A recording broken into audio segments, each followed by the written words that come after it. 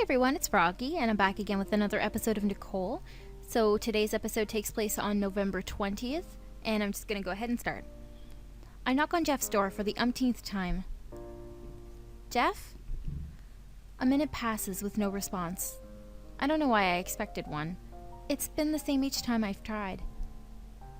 Jeff, come on, you can't stay in there forever. Though he's really trying to prove that he can. I thought it'd be good to give Jeff some time, but seriously, this has gone on far enough. It's been more than a week. He can't mope forever. Jeff, open up. I pound on the door with the flat of my fist. I've been out here for an hour. You don't think I can keep this up all day?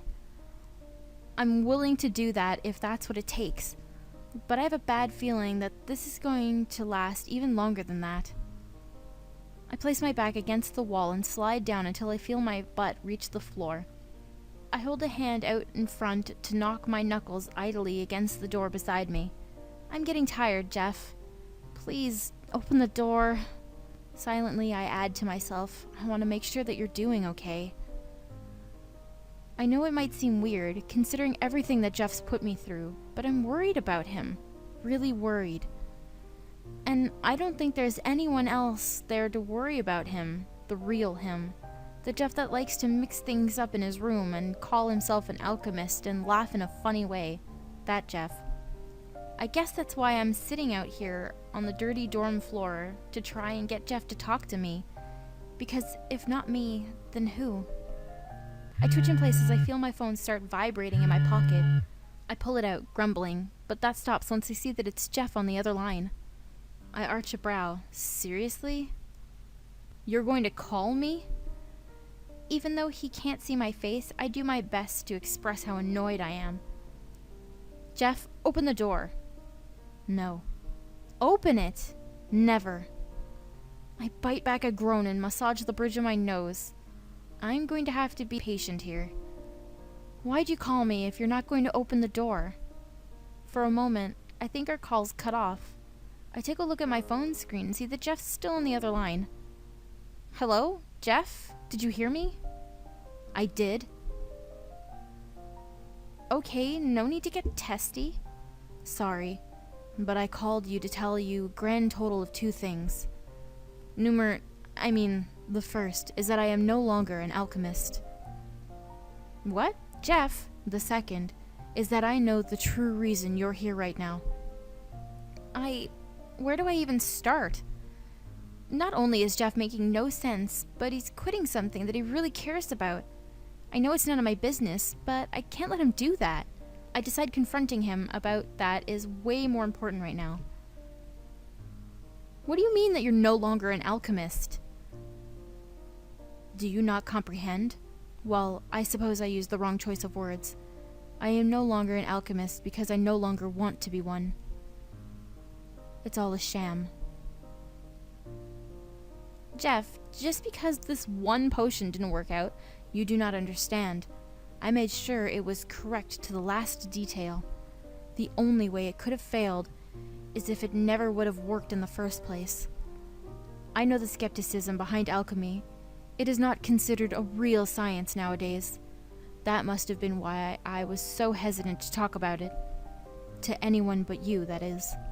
However, I could tell, Nicole, you truly didn't believe in it either. My teeth clenched tight on my lower lip. I didn't even have an argument to follow that up because he's right. I only went along with this alchemy stuff because Jeff was really into it. However, something else catches my attention. You said my name. You never say my name. What happened to assistant? Ah, yes. How convenient that you bring that up. It leads us to our second point. You are no longer my assistant. You're done. Go home.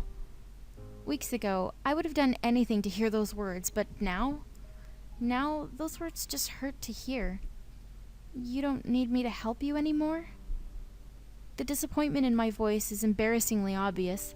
Even if Jeff catches it, he makes no sign that he cares. What's the point? I no longer wish to invest myself in some fairy tale science, which means I no longer have any use for you.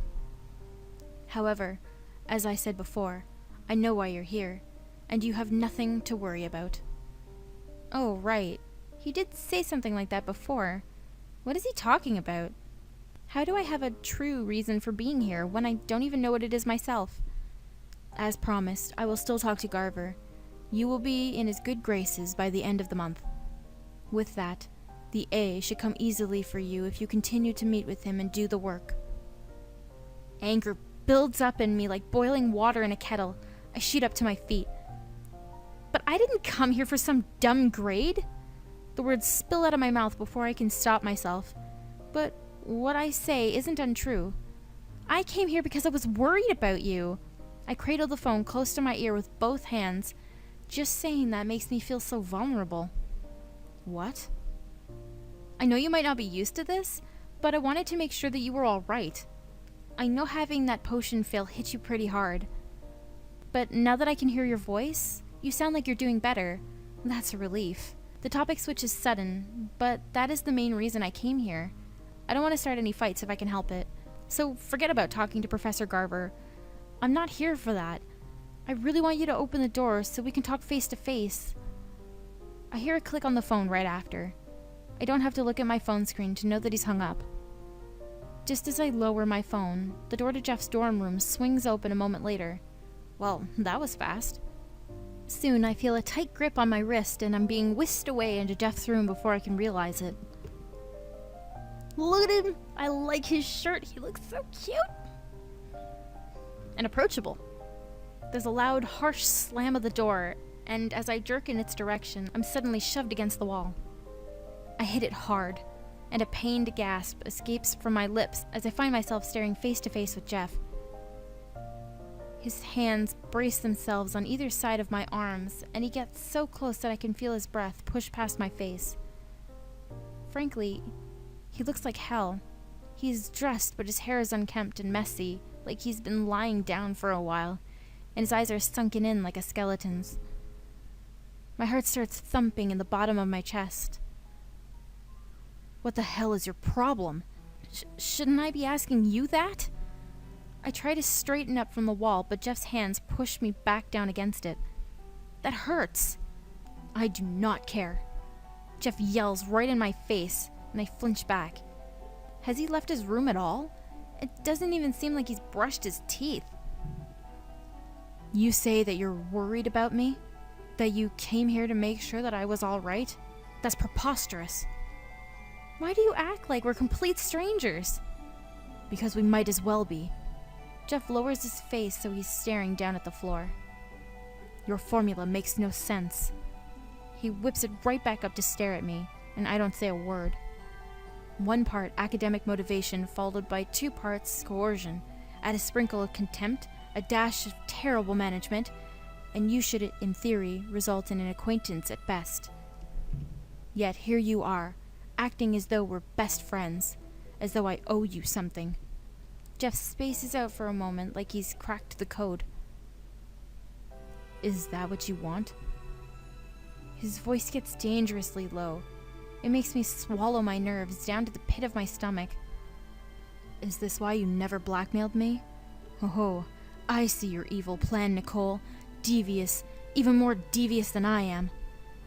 You act as though you're becoming my assistant is the last thing you wish to do. Then slowly you worm your way into my heart like this until I... Jeff roars angrily and a few screws come unloose in his brain. I will not let you win. You want something from me, and I will not allow you to take advantage of it. You aren't making any sense, you dingbat.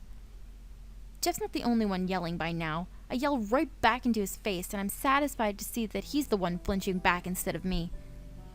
I can't keep this up. I do my best to take a deep breath and relax, but it's hard when Jeff is pushing me up against the wall like this. Look, I know I never said it, Jeff, but when I think of us as friends. Sure, we got off on the wrong foot. We may have argued a whole bunch of times, but we spent enough time together to get to know each other, don't you think? I know this is true. Jeff's voice lowers, and for a moment, I think I've finally gotten to him, which is what makes this make less sense than before. You know how I really act. The man behind the mask, as it were. Yet you still claim to be fond enough of me to call me your friend? I nod, unsure of how else to make it any clearer. Do not do that. I do not want this. What don't you want? What are you talking about? Silence. Jeff's breath comes heavy and haggard. This can't be good. He's like some out-of-control animal right now. Finally, his erratic breathing stops. Jeff goes limp, but he remains hovering over me against the wall. What do I have to do to make you hate me? I nearly jump as Jeff's hands come out of nowhere and land on my shoulders. There's something different in his touch, something that makes me shiver. To make you detest me. His fingers trace down my arms, their movement almost sensual. My heart freezes on a beat. This can't be happening right now. To make you loathe me. And finally, I feel his fingers wrap around my wrists. In a flash, both of my hands are slammed over my head, and I can feel my breath hitch as I realize what Jeff is getting at. Is this what it takes to make you hate someone, Nicole? Do I have to violate you? Must I destroy every last bit of you to make you finally leave? Jeff's hands stay tight around my wrists, his eyes locked with mine. His breathing is labored and shallow while I do my best to stay calm in this situation. I know I should be struggling. I should be kicking Jeff in the nuts right now, since he's stupidly left them wide open. But something about this feels so off.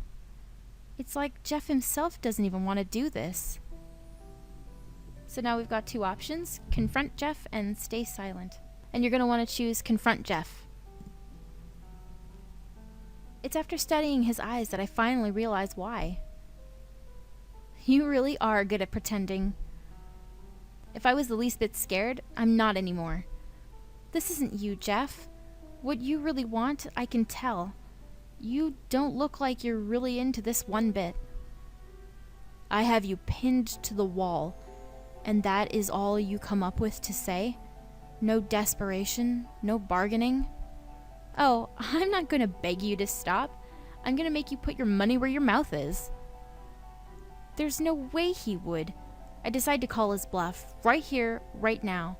I tighten my jaw so he knows that I'm not fooling around. I won't fight you. Go ahead.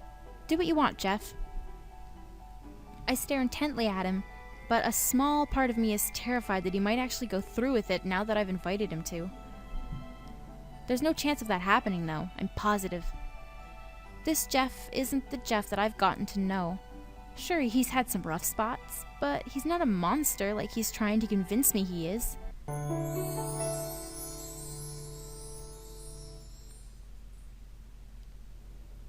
Faced with my challenge, Jeff starts to crack. His lips tremble. I see his pupils dart around the room as he tries to come up with a response. Finally, he gives off a defeated groan. Curse you. He releases my wrists, allowing them to fall back to my sides. I exhale loudly as I tend to them. You grabbed me really hard. I was trying to scare you. That was the point. The adrenaline rush makes me feel jittery all over. I wasn't sure what to expect for a second. Fine. You want to know how I'm faring? As you can undeniably tell, I am an utter and complete mess right now, and I would really appreciate if you, of all people, were not here to see it. Hence why I needed you out. I can't stand the sight of you right now. Leave me be. He points towards the door, not meeting my eyes. I get the hint. At least he sounds lively. That's enough to set my worries at ease. Before I leave, though, I hear him call out to me. Nicole. Yeah? I apologize for that. I stare down at my wrists, still red from Jeff's grip. I never let anyone touch me like that. Ever. Resentment pools in my chest, but I do my best to swat it away and ignore it for now. Jeff wasn't seriously trying to hurt me there. Plus, he's in a super vulnerable state right now. I force myself to groan and shake my head uneasily. Don't worry about it. You're going through a tough time, okay? Your head wasn't in the right place. As much as I'd like to, I don't think yelling at him will get through to him. Me yelling is what started this whole mess anyway. Jeff makes a strange face, even for him. His eyebrows raise, his lower jaw hangs, and I think he's blushing? Wait, why blushing? Before I can ask, Jeff catches himself and storms towards me. Out! Get out of my room! He places his hands on my shoulders and steers me out of his room. After that, it's a door slam to the face, and I'm all alone in the hall now. I can't think straight anymore. Even if Jeff was only pretending, that was still super scary. What could have happened to make him wig out like that? Why did Jeff want me to hate him so much? Ow, my headache. My mind's moving way too fast right now. It must still be the adrenaline talking. And I'm going to end this episode here. I hope you guys enjoyed it. If you want to see more, just click the eye at the top and don't forget to subscribe. Thank you guys for watching.